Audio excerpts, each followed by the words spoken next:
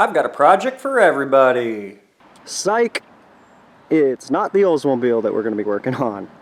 This is my 1997 Ford Escort LX wagon. And we've already broke into this project a little bit. As you can kind of see here, she is currently serving as her own parts bin. So you can probably guess that there's something pretty major happening here. This is the right way to do it, by the way, guys. You want to make sure everything is in bags and labeled. That way, when you put this spaceship back together, you at least have some idea what you're doing. I did the right thing, and I made a list of all the steps of this project, what we took off, and wrote it all down, and I left it in the car, which was probably the only stupid thing here, because it's looking a little faded. But I can still legibly read that. Okay, so I don't want to bore you guys too much. You're probably wondering why work on a not K car, but a clunker car like such, when obviously something pretty major has happened, and the amount of money that I'm going to put into this thing is, well, can just get me another one, which, as you can see, we already have another one. Well, thing is, this car and I have a long history together. I've had this car for about a decade. My dad's the one who actually bought it, and he kind of gave it to me. And in that decade, it's had a lot of adventures. You know, I've gone camping in it. I've gone on vacations with it. Me and my friends have taken it all over the place. My dad and me took it all over the place. It's been everywhere, and there's no short supply of stories. I could go on and on. And all those memories in this car, you know, as hard as times are right now, it's nice to look back on those memories, and I just wasn't really ready to let them go. So the reason we're working on this car is the head is blown, and I've already taken the car apart. Me and my girlfriend, she was a big help in all this. I'm gonna try to do this one-handed. Oh, this is gonna be great. Okay, we're not gonna do that one-handed. We're gonna do that two-handed. So me and my girlfriend, we already started on this project. We went ahead and took the head completely apart.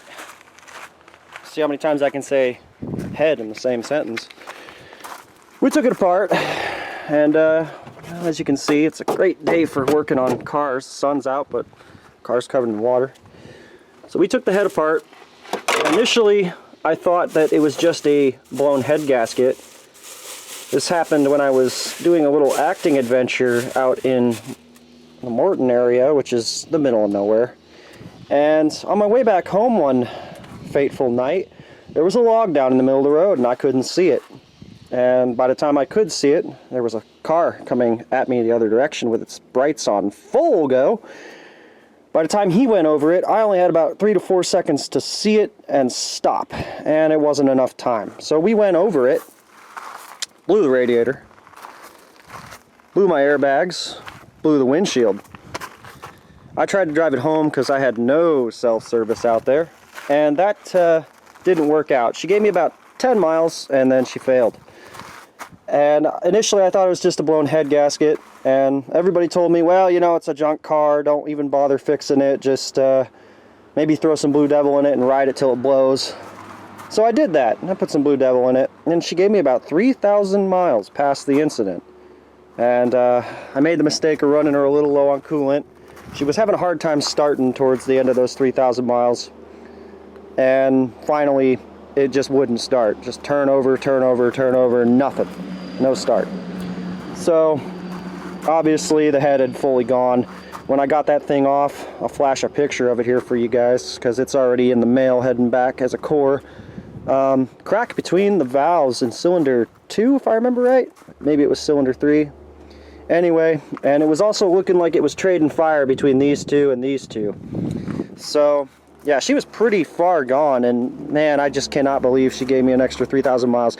I went in the snow in this thing earlier this year, helped somebody move, drove this thing through the snow, and also went camping with the dang thing, like several hundred miles away from home with that blown head gasket, so I still have a couple adventures. This right here, this was from a tree over there, fell on top of her, That was the day before I got the windshield replaced. Like, I scheduled it, ready to go, boom, tree lands on top of the car. So life has not been good to this poor machine. And, you know, like I said, most people would just dump it at this point. It ain't really worth fixing, but it's worth fixing to me. Plus, it's an education. So we're gonna stop rambling now and get into the project. The first thing that we're gonna do on this project, well, with you guys, is we're gonna change out that water pump. There's nothing actually wrong with my water pump, as far as I can tell, except for that Blue Devil has gone through the whole system. But since we're already here, we're gonna change that. Since we also are deciding to put a new timing belt on this thing, because that's always a good idea. You might as well for the price. We're just going to do the water pump as well. And that way this tensioner wheel, which is attached to the water pump, will also be brand new. And then we don't really need to worry about things wearing out in the near future. There's 4 bolts that hold it on. 1, 2, 3, 4, 4. And I think they're 10 millimeters, if I remember right. Pretty self-explanatory. Take it off. There'll be a gasket underneath that'll be tired and old. You'll have to scrape it clean. We will, and we'll go ahead and put this paste in between the new gasket and the pump, and stick her down, and that's that. Seems legit. So I noticed there's a bunch of purple dots all over the new pump. I have to admit, I don't know what that means. I don't think it matters whether or not the wheel is top dead center, quote unquote, with the water pump.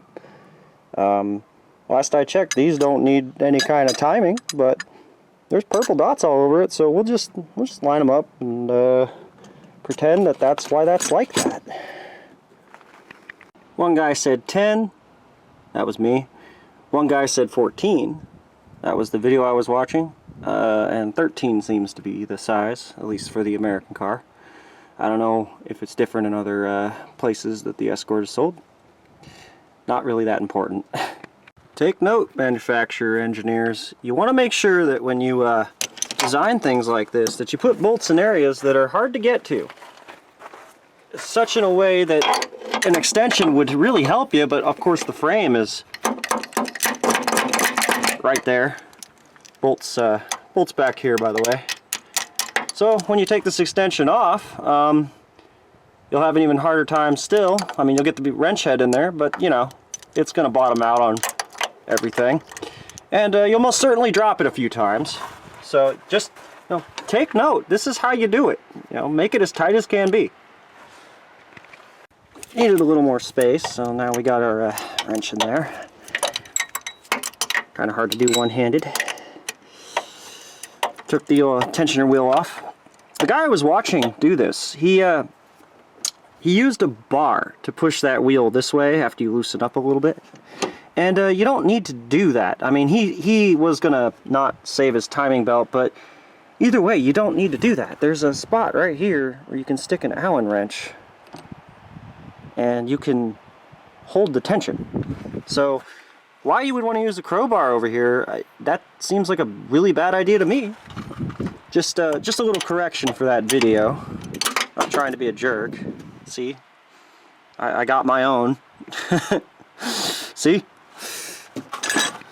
Ah, these are the great moments that you enjoy when working on cars. So, the bolt is pretty far up in there. I'm relying on the socket wrench to turn it out, and the entire wrench is turning in both directions. It's not ratcheting. The wrench is fine. I mean, it's fine. But the bolt's going in, out. So I took the extension, put it on this guy, and started to turn it out. But because the frame is now a little bit closer to the motor than it was before, I guess, my extension bottomed out on the frame, so I had to turn the bolt back in just to get the extension out. I love these problems. Also, I can't get my finger in there to just turn it out by hand, so, you know, just one of those things where I'm going to be cursing at it for a little while. I find if you throw enough curse words at something, it usually works out. You know, when a water pump takes this long to replace, it's going to be a fun project. Talk about tight, man. I'm having to hold the extension on an angle so it doesn't bottom out on the frame. So I can turn this out by hand. And this is just bolt number 2. I still have to get beneath the thing, do the other 2. Hopefully there's more space down there. So this is ridiculous. If cars were types of cereal, I'd say that this would be Special K. Because this is some really Special K bullshit I'm having to do just to get one 13mm bolt out of the block here. Now I'm reaching down and preventing the socket from back turning so that the ratchet will ratchet correctly. And we're going about a 16th turn at a time. I think we're out. Wow. Yep. There it is. Holy crap. Special K.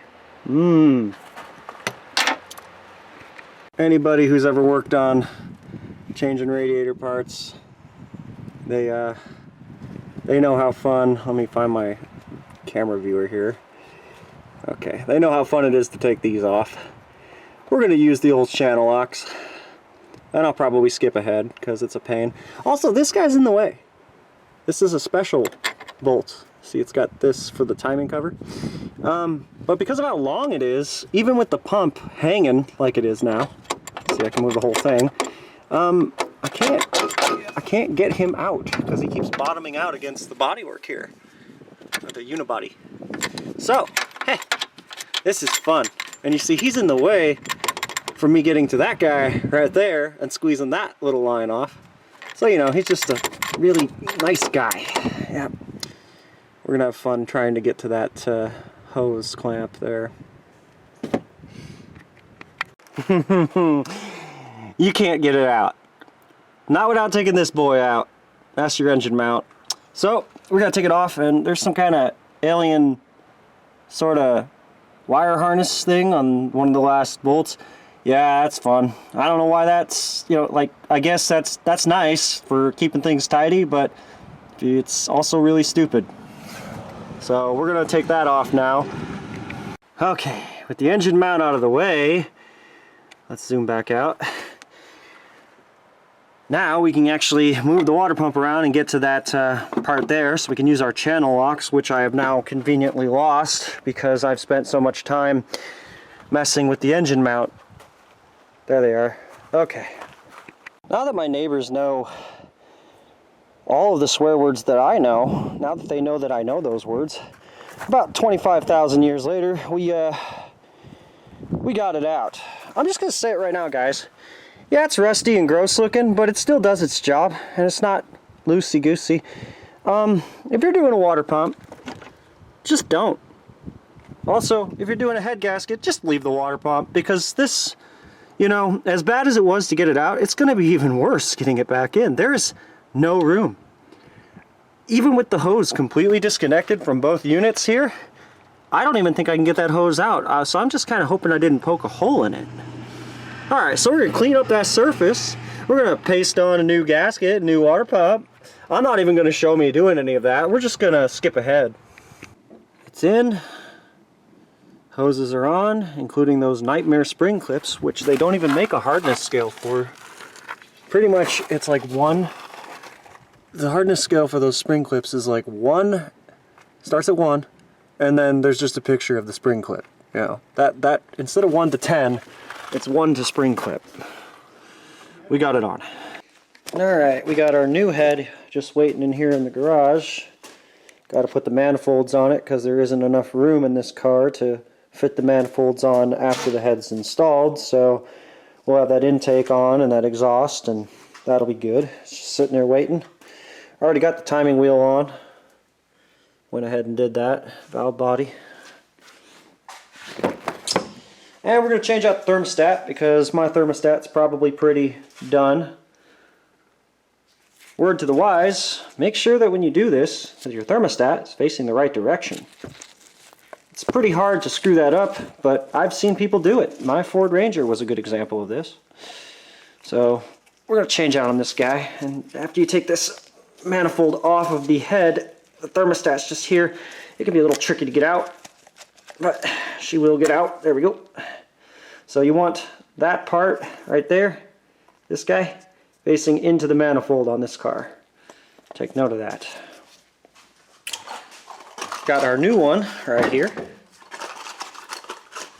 Just awaiting its install. Nice, clean, brand new. Might as well change it because, well, why not? But before we can do that, we're going to have to clean this surface off. And then we'll take that Permatex water sealant stuff. We'll take our brand new gasket, just sitting over here. We'll take this guy, we'll put that Permatex stuff on both sides, slap it on, slap it onto this, and then we'll put it into the head on the other side, over there. Alright, so we're going to clean out the remaining crusty stuff, crusties, which is actually pieces of Blue Devil that got stuck in the system. And I'm going to continue to clean off the surface, and then I'll get this mounted onto the head. For the intake manifold, these get 15 to 22 pounds, and you do it in kind of a sequence, you know, just like a tire, sort of a cross pattern.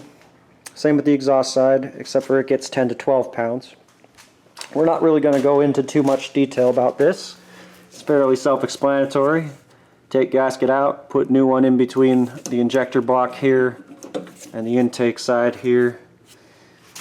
This obviously gets a gasket. These surfaces need to be kind of cleaned up and not all that interesting. The exhaust side gets a gasket. It's pretty much just take out, put back. And once we have this head ready to go, we'll drop it on the block. If you find yourself using the original bolts for the thermostat housing, be absolutely careful. I snapped 2 of mine when I was taking it out of the old head. They're not very strong. I've got replacements down here. These are 10mm headed. The originals are 8mm headed. Be very careful once again, because that snaps off in this guy and that's going to be a really bad day for you. We're going to go ahead and scrape off all that old gasket material and use some brake clean to try and get as much of it off as we can so we have a nice surface to work with. You know, the thing I should have been doing when the head was on its way in the mail. This one, gasket here, this old failed gasket, has a little centering thing here. So I'm pretty sure that makes it fairly idiot proof on how it goes. The other side, for the in between the head and this manifold, it doesn't appear to have any top or bottom or indicator things, so I don't think that it matters which way it goes. In fact, it might just go on a specific way. It might be idiot proof is what I'm trying to say here. But this one right here is definitely idiot proof. It has the little idiot nub right there so that this idiot can get it on correctly. So anyway, we're going to go ahead and take a razor and just lightly scrape this stuff off here because it don't belong there anymore. I'll go over it a few times with the just taking it easy, making sure not to etch into the aluminum.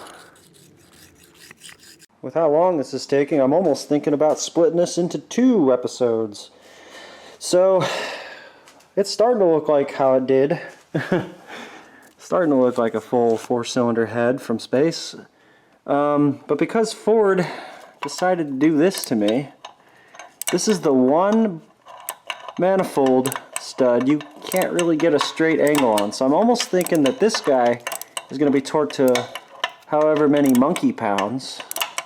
We'll do that one by feel, because you're never going to get that torque wrench in there.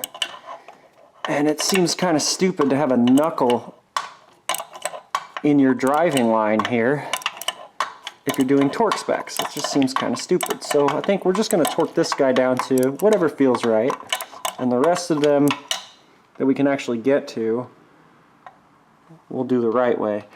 Now, they actually want you to retorque these once the engine is warmed up. That's what it says, at least on the internet. I'm not really sure about the Haynes manuals and the Chiltons, but on the interwebs there it says torque it when it's hot.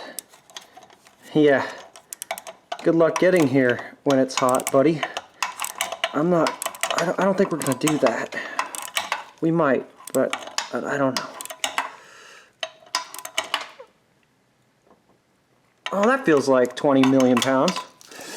So we're just gonna go with whatever on that guy. The rest of them will torque correctly. We have updates. Went ahead and got some studs, because the old ones were not salvageable and I was missing one. And CarQuest had these in, so we're gonna just go ahead and change on these.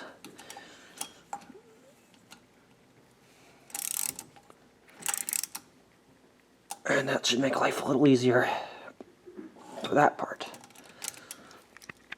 We're getting real close to that moment.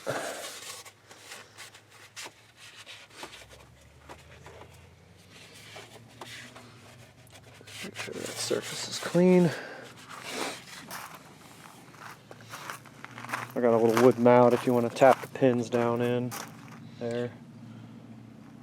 I think they're clean enough. I mean, they're a little dirty, but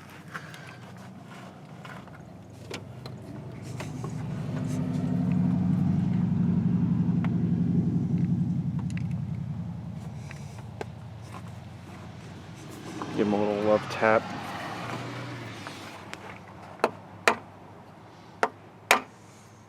I think that's good. Let's see how that head gasket fits over it all.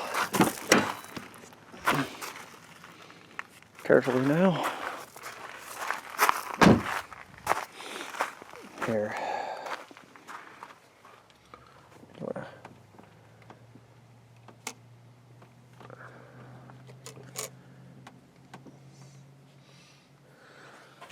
Looks good.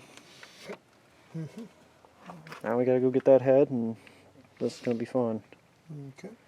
We're probably gonna skip that on this. Should I give those two maybe another cord try?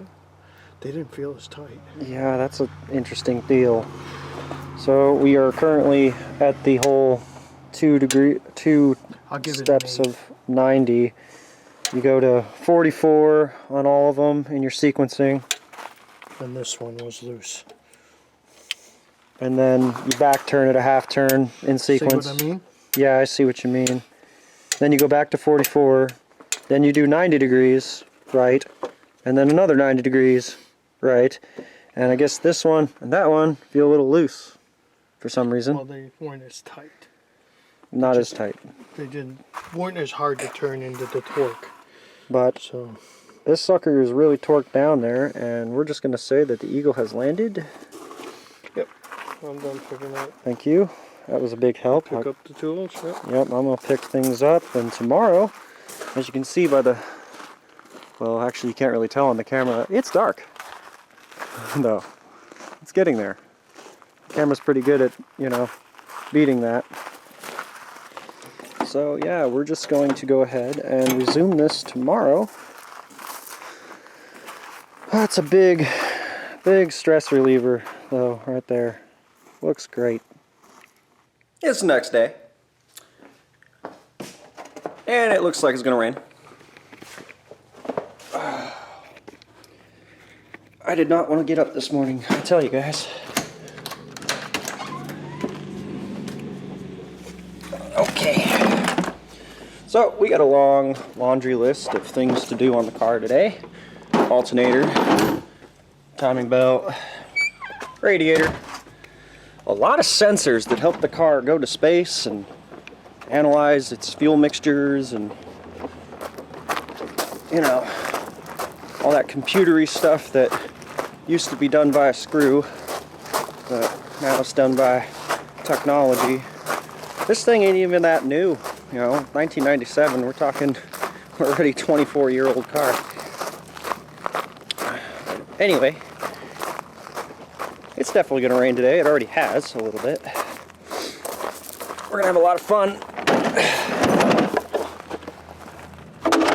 I can't wait to get to this part here. I don't know how I'm gonna keep the engine from turning. Put the serpentine crank pulley belt wheel back on. Pulley.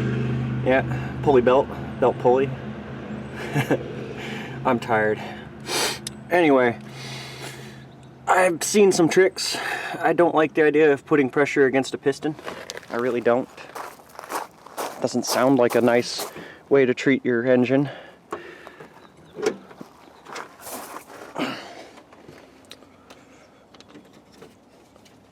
waiting. She's waiting. So we have our list in the order we had taken everything off. And today we're going to be going back up it. I may not do it exactly in this order. And I'm also probably just going to skip around because there's just a lot of small little steps. But basically, timing belt, valve cover, alternator. There's a bunch of doodad sensors, as before mentioned, and vacuum hoses that need to go back where they go. And it's pretty obvious where they go, some of them. So a lot of these connectors are actually fairly idiot-proof. Like these two down here, one's a circle, one's a square. They're both pretty close to it. Could probably plug them in right now, honestly. Plug it in the fuel lines, all that business. I'm probably just going to skip ahead. Maybe I'll do a little update here and there, but it's not too complicated, honestly. We gotta get the distributor block in there. That'll be an update. Helps when the lens cap is open. This Velcro gasket is quite beefy. It's gonna be like a race car now. Also, I found out where some of those miscellaneous caps go. I was confused when I saw these weird rubber cap deal, bolt pass deals. I was like, where does that go? But now I think I know where they go. Always learning. Okay, we got updates. Got the valve cover on. Working on the EGR valve down here. And because I bent the pipe, it got a lot of tension against it. Torque pounds? I don't know. Not really sure on this one. We're just going to go with super, super tight. So not too tight. The EGR valve gasket. Okay, we got those snugged up. They're hand tight right now because the engine's still jacked on. When we lower the engine, we'll torque those when it's in its final place. Got the timing belt on. Did 2 full rotations, and she's still in time. And I just plugged in this fuel line. Fuel system, engage.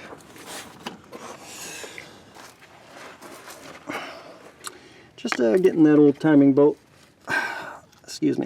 timing belt cover back on, and dropping the pieces as I try to explain. And I have to take this one back out. Shit. I love it when that happens. Have to take this one back out because I was not paying attention, and apparently just one of these bolts is smaller than the rest.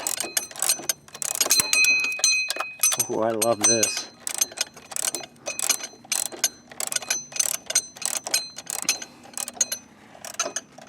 I wonder what Derek from Bicycle Garage is doing today.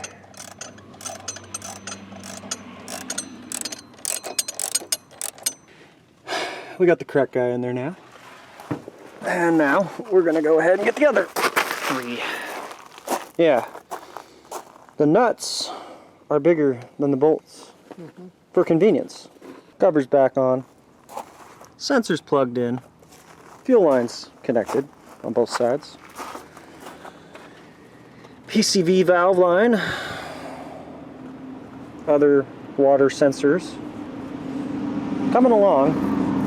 Speaking of water, something is worrying me about this whole deal, and that's that I blue deviled this engine, as you remember, and well, the heater core is probably full of crap now. And to get the heater core out, you go in from the dashboard, but you have to disconnect 2 lines down here. So basically what a guy is saying here is we're just going to hope that it is not clogged up and that she blows warm when we turn it on. Because otherwise, that's a whole nother project for a whole nother day. I ain't kidding, guys. We are really close now to having this thing ready for showtime. And that's good, because in about 7.5 days, I'm planning on going on a camping trip. And I would really like this car to make that trip. Let's be honest, when it's cold and wet outside, It's nice being able to just throw a back seat down, basically having a bed on 4 wheels. Also, if you're wondering why I'm using a box wrench instead of a socket, that's because I don't have a 17 deep socket, which you kind of need for this. And that's because, for whatever reason, they skip 17. 15 to 18. I do have a 17, but it's not deep enough. They also do this with 11s. It's always good to design an alternator bracket around 2 different sizes of bolt. This guy here's a 12, that one down there's a 10. That one down there is not fun. It really is not fun. If you are working on an Escort, don't forget to install the bolt that goes through this bracket into the head. Because if you forget that, you're going to have to take the alternator back off to put it in. Also, we forgot it. So, guess what we just did? Alright, that's done. Just got the radiator installed, except for we don't have the those guys on yet. They're over there. I'll get them on in a second. And it had our favorite little, you know, our favorite little anti-channel lock clips, hose clamps. Got the exhaust shield on. Snuck that on there just before we put the radiator in. Let's not forget to plug this guy in. We don't want another overheat situation, do we, boys and girls? No, we do not. That's in. Alright, I'm going to finish putting that bracket on now.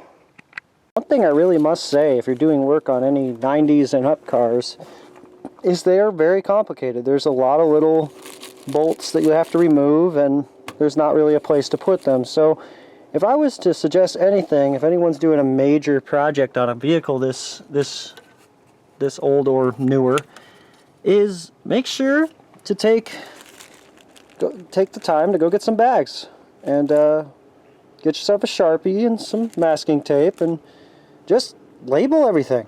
You know, even if it's a bag for one screw, which, you know, this guy right here, this guy is probably usually forgotten when most people work on these sorts of things. But see, I had him in a bag, and I knew where the bag was, and I saw that, and that's why I remembered. And also, of course, you know, make a list. Go step by step. Even if it seems like it's nothing, even if the step seems really dumb, do it, because, you know, a month from the time you take the thing apart, you're probably not going to remember all the teeny tiny, seemingly meaningless or minuscule steps. So yeah, take the time, guys. Take the time. Alright, now we're at the moment of truth. We have arrived. Is she gonna run? Is it gonna make a bunch of weird sounds? Or will it just simply work? Electronics, we're neutral, keep that gear on. Clutch.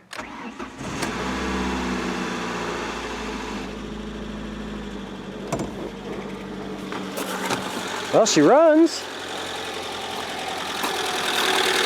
Give it a second for that valve train noise to go away. Feel the oil pressure.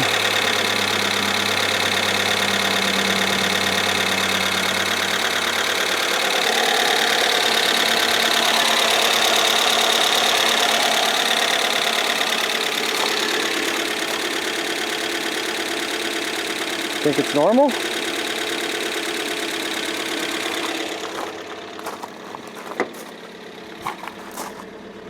No check engine light.